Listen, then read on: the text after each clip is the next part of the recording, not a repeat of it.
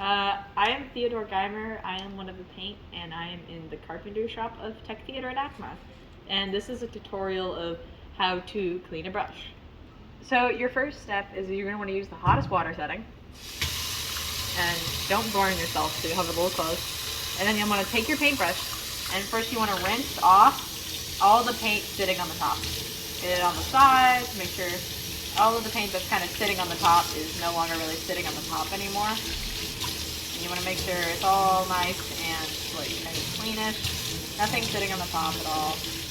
And then you're going to want to take one of these wire brushes that we'll have in the shop, push down your bristles and scrape outwards. You want to do this until the water is clear, flipping over your brush time to time.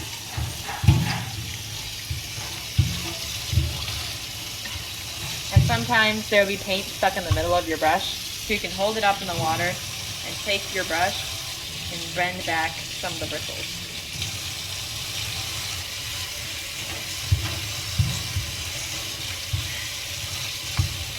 And that, I'm going to shake your water off. Shake your water off.